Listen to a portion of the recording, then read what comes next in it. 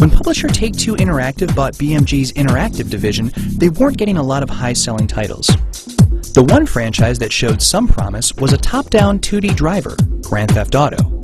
As the BMG veterans founded their new studio, Rockstar Games, they looked to reinvent the nerdy industry into a cultural icon, betting the farm that GTA could make gaming cool. The result was 2001's Grand Theft Auto 3, a game aimed squarely at mature audiences. Tackling everything from murder to drugs to carjacking, it violently went against the grain and drew the ire of parents and politicians alike. Needless to say, it was the best-selling game of the year. Rockstar now had the money and prestige to do whatever they wanted. And what they wanted was to push their luck right to the hilt.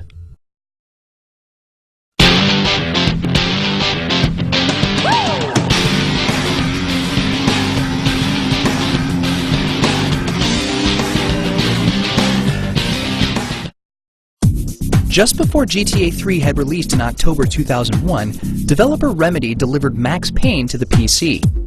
Rockstar immediately saw the potential for the series since its dark, adult twist on gaming was in line with their own ambitions.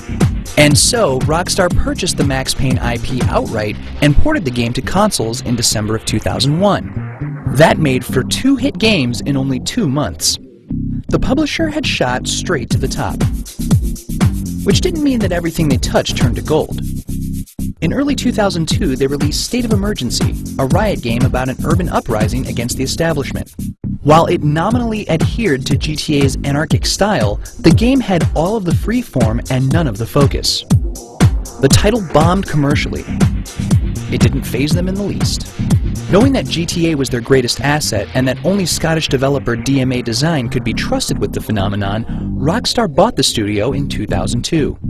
DMA was now Rockstar North, and they already had a game in the works. They opted to push out a new GTA as quickly as possible, only barely updating the old engine. But there would be no danger of treading old ground, because GTA was traveling back in time. Taking healthy inspiration from 80s icons like Miami Vice and Scarface, it took the over-the-top hyper-stylization of GTA 3 and shot it to Florida, 1986.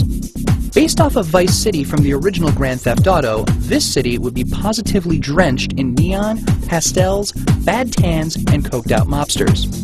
Rockstar's signature attention to atmosphere would be present in spades, with Rockstar founders Sam and Dan Houser personally making sure that everything in the game adhered to one aesthetic.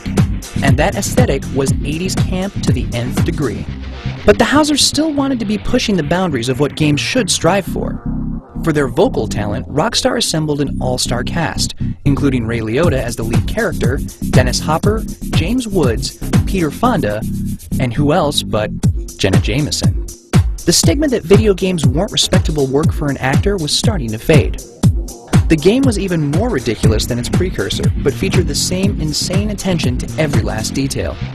Gameplay-wise, it was largely the same, but with more vehicles, weapons, and missions than ever before. It also added in a real estate economy that gamers could use to become legitimate land barons. Though, of course, being legit in GTA's world was next to impossible. Despite all the uproar over GTA 3's violence, the follow-up would still have players beating up cops and civilians alike.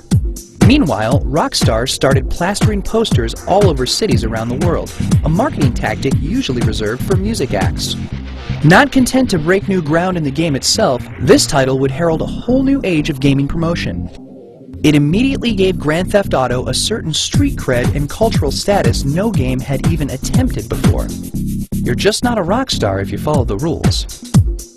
Grand Theft Auto Vice City released in October 2002, and once again sold like gangbusters.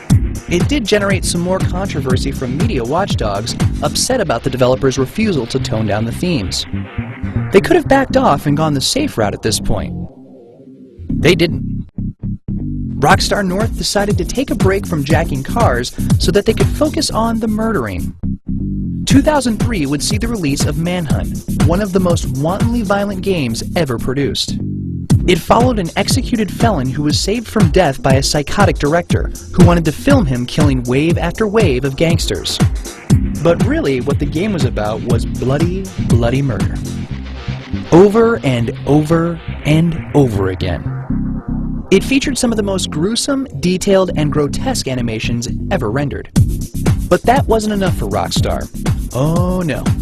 Before the title's release, Rockstar upped the ante again by sending an actual barbed wire garrote to journalists reviewing the game. Once again, the shock value wouldn't be limited to the game itself. Of course, such a thing couldn't come out without a backlash. The game was banned in New Zealand, effectively banned in Australia, confiscated in Munich, and blamed for a teen murder in the UK, although it was later revealed that it was actually the victim who played the game.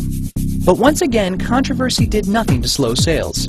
It may not have been Grand Theft Auto, but Manhunt still became an iconic title that helped define Rockstar as the counterculture brand of the new millennium. With all the fame and attention, the Housers were rumored to let it all go to their heads, routinely insulting and degrading their own employees. But despite their soaring egos, they never lost their focus on even the most microscopic details in their games. If they thought of themselves as the peak of the gaming world, at least they kept earning the title. And they'd earn it again in 2004 with the best-selling theft of them all.